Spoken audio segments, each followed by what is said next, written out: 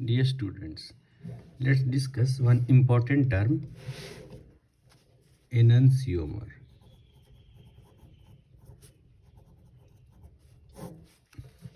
Now what is enantiomer? Enantiomer एक relation है दो मॉलिक्यूल के बीच में। enantiomer क्या है? एक रिलेशन। मान लो एक कंपाउंड दिया है ए और बी, इन दोनों में क्या रिलेशन है? ये हो सकता है they are enantiomers।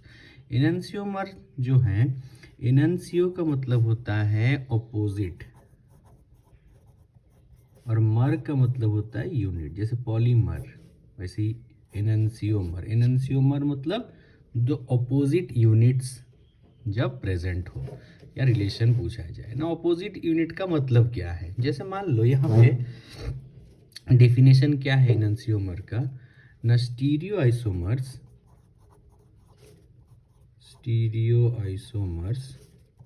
which has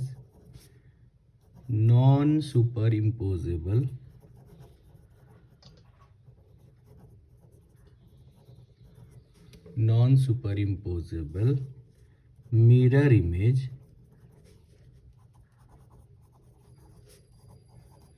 relationship। क्या बोल रहा है? इसका मतलब क्या है? Non superimposable mirror image relationship अगर दो कंपाउंड के बीच में होता है तो दे आर कॉल्ड एनंसियोमर्स। एक एग्जांपल लेते हैं। सपोज करो यहाँ पे CH3, यहाँ पे CET ले लेते हैं इथाइल ग्रुप, यहाँ पे ले लेते हैं OH और यहाँ पे लेते हैं H। ये प्रोजेक्शन तो पता ही है, हम लोग डिस्कस किए थे इससे पहले। That is called veg dash representation.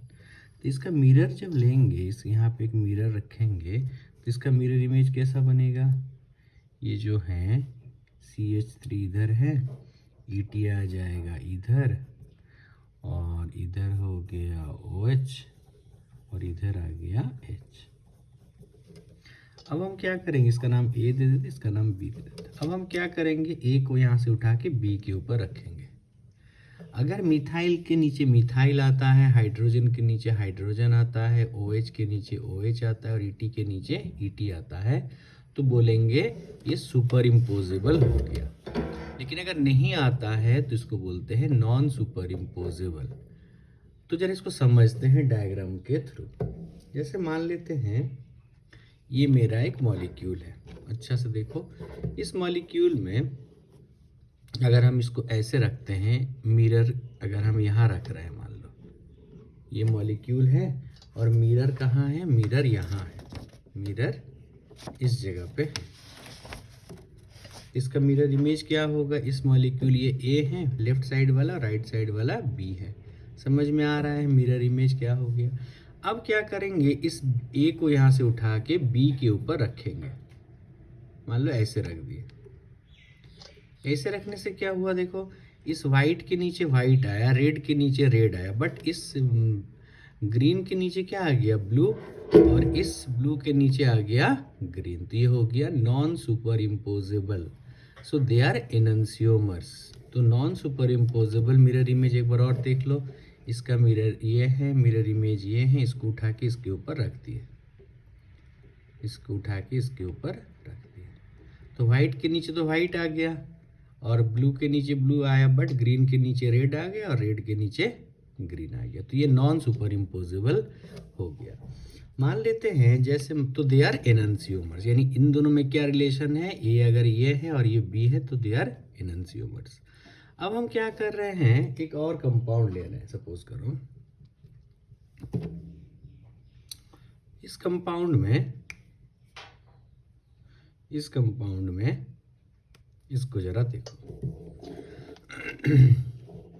तब ये A हो गया, ये B हो गया, तो ये B का मिरर इमेज है, दिख रहा है मिरर इमेज। अब हम क्या करेंगे? इस A को उठा के B के ऊपर रख रहे हैं। तो बताओ ये नॉन सुपर इम्पोजेबल की सुपर इम्पोजेबल मिरर इमेज बना है? तो they are superimposable mirror image है। क्यों? देखो, ग्रीन के नीचे ग्रीन आ गया, इस ग्रीन के नीचे ग्रीन आ गया, इस रेड के नीचे रेड आ गया, इस वाइट के नीचे वाइट आ गया।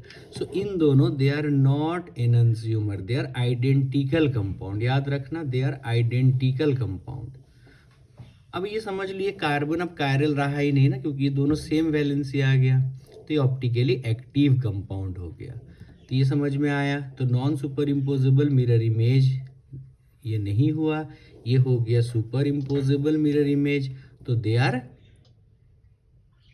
Not enantiomer, they are identical compounds. अब दो कंपाउंड गिवन है, इसका मिरर एनंसियोमर है कि नहीं चेक करने के लिए सिंपली तुम कन्फिगरेशन को चेक कर लो। जैसे हम लोग पढ़े थे, इसका प्रायोरिटी सीक्वेंस में ये 1 है, ये है 2, ये है 3, ये है 4। फोर्थ वाले को हमेशा अवे फ्रॉम द ऑब्जर्वर रखना है या डैश में रखना है, और इसके बाद चलना है 1 से 3, बीच में 2 आना चाहिए। ये आ गया। ये क्लॉकवाइज घूम रहा है तो इसका कन्फिगरेशन R हुआ। तो अगर इसका कन्फिगरेशन B का S हो गया तो हम बोलेंगे ये इसका एनंसियोमर है। चेक कर लेते हैं। ये 1, ये 2, ये 3 एंटी क्लॉकवाइज घूम रहा है, तो ये हो गया इसका मिरर इमेज, यानी AR का बन गया S। क्लियर हुआ। अब कुछ क्वेश्चन कर लेते हैं। बोल रहा है क्या, ड्रॉ एनंसियोमर। इसका एनंसियोमर ड्रॉ करना है। तुम लोग पॉज कर लो वीडियो को, अब देखो करने के बाद। अब क्या हुआ, इसका जब हम एनंसियोमर ड्रॉ करेंगे तो ये BR तो फिक्स है, ये Cl किधर आ जाएगा, इधर आ जाएगा, ये आयोडीन किधर आ जाएगा, इधर, और ये फ्लोरीन कहाँ आ जाएगा। ओके। अब सही हुआ कि नहीं चेक कर लो, कन्फिगरेशन देख लो। तो कन्फिगरेशन कैसे देखेंगे, 1 ये हो गया, 1 2 ये 3 और ये है 4। अब 1 से 3 चलना है, 2 आना चाहिए, R है। अब इसका कन्फिगरेशन देखो, ये 1 है, ये 2 है, ये 3 है, ये 4 है। 1 से 3 चलना है, एंटी क्लॉकवाइज घूम रहा है, तो ये S कन्फिगरेशन। ठीक है, सही बन गया। अब इसमें तो कोई दिक्कत ही नहीं है, डायरेक्ट हम लिख देंगे यहाँ Cl, यहाँ Br, यहाँ CH3, यहाँ I। इसका बताओ क्या होगा मिरर इमेज। एक काम कर लो, इसका देख लो। अब बताओ इसका ये डबल बॉन्ड अब कहाँ आ जाएगा, यहाँ आ जाएगा।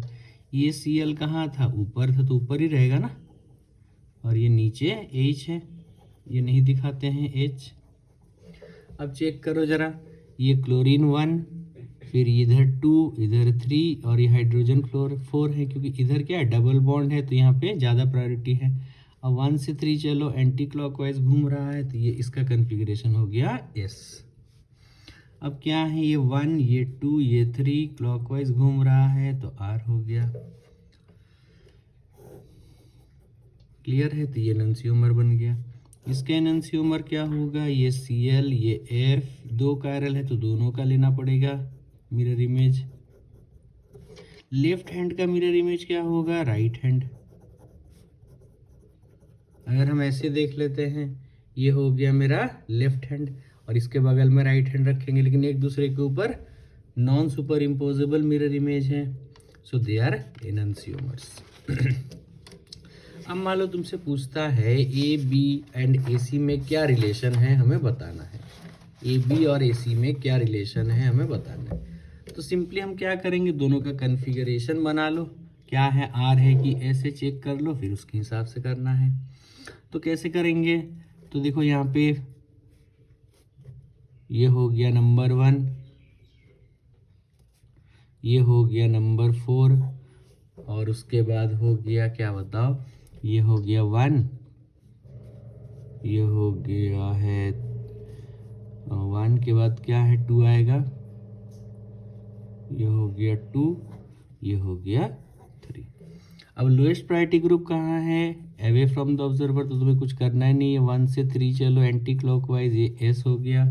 अब इसको चेक करो, अब ब्रोमीन है 1, नेक्स्ट क्लोरीन है 2, फ्लोरीन है 3, और ये है 4। अब हमें क्या करना है, इसको हम ऐसे नहीं लिखेंगे, हम क्या करेंगे, इसको पलट देंगे। इस लोएस्ट प्रायोरिटी ग्रुप को कहाँ ले जाना है, अवे फ्रॉम द ऑब्जर्वर। तो ये Cl, अच्छा तो Cl को फिक्स रख दो, ये H को यहाँ ले जाओ, फ्लोरीन को यहाँ ले आते हैं, और ब्रोमीन कहाँ आ जाएगा, यहाँ। तो अब देखो क्या हो गया, ये हो गया नंबर 1, क्लोरीन हो गया नंबर 2, फ्लोरीन हो गया नंबर 3, और ये नंबर 4। अब 1 से चलना है 3, एंटी क्लॉकवाइज घूम रहा है, तो ये हो गया S। ओके, तो ए भी एस है, बी भी एस है, तो दे आर आइडेंटिकल। सी देख लो, सी को फिर वही काम करना है, हमें लोएस्ट प्रायोरिटी ग्रुप को कहाँ ले जाना है, इस एज को हम कहाँ लेके चले गए, तीनों को एक एक जगह घुमा के। जैसे मान लो ऐसा मॉडल है, ये कोई मॉडल, जैसे मान लो लोएस्ट प्रायोरिटी ग्रुप तुम्हारा सामने आ गया, तो इसको घुमा के पीछे ले जाएंगे, कैसे भी घुमा। तो मान लो ये लोएस्ट प्रायोरिटी ग्रुप है, मान लेते हैं ये लोएस्ट प्रायोरिटी ग्रुप है, ये सामने लिख दिया है, फ्रंट पे लिख दिया है, तो इसको कहाँ करेंगे, बैक में करेंगे, घुमा देंगे, कैसे भी घुमा सकते हो, कोई दिक्कत नहीं है। तो आ गया क्या बताओ, फ्लोरीन, हाइड्रोजन यहाँ आ गया, फ्लोरीन यहाँ आ गया, क्लोरीन यहाँ आ गया, Br यहाँ आ गया। अब बताओ क्या है, ब्रोमीन हो गया नंबर 1, फिर क्लोरीन हो गया नंबर 2, फ्लोरीन नंबर 3, हाइड्रोजन। तो 1 से 3 चलो, बीच में 2 आना चाहिए, क्लॉकवाइज घूम रहा है, तो ये R है। तो बताओ ए और सी में क्या रिलेशन है, दे आर एननसियोमर। ओके, क्लियर हुआ। अब क्या है, ए और बी, इन दोनों में रिलेशन देखना है, सेम टू सेम। तुम लोग करो और बताओ कमेंट में क्या आया है रिजल्ट। ओके, एक बार चेक कर लो। अब यहाँ पे क्या है, ये हो गया नंबर 1, ये हो गया नंबर 2, ये नंबर 3, ये नंबर 4। अब दिक्कत क्या है, लोएस्ट प्रायोरिटी ग्रुप फ्रंट मतलब टूवर्ड्स ऑब्जर्वर, इसको बदलना पड़ेगा। क्या हो जाएगा, इस OH को कहाँ कर देंगे, H को यहाँ, OH यहाँ आ जाएगा और ET आ जाएगा यहाँ। सबको घुमा दे रहे हैं ना, CH3 को फिक्स रख रहे हैं। तो क्या होगा बताओ, ये 1, ये 2, ये 3 एंटी क्लॉकवाइज घुमा, तो ये S हो गया। नेक्स्ट क्या करना है, अब इसको चेक करो, ये हो गया 1, ये तो lowest priority group already away from the observer है, ये 2, ये 3, 1 से चलना है, 3 एंटी क्लॉकवाइज घूम रहा है, S, तो दे आर आइडेंटिकल। होप ये समझ में आया है, बहुत इंपॉर्टेंट कंसेप्ट है, तुम लोग मॉडल से समझ लिया। तो होप ऑल ओके, मिलते हैं नेक्स्ट वीडियो में। Thank you.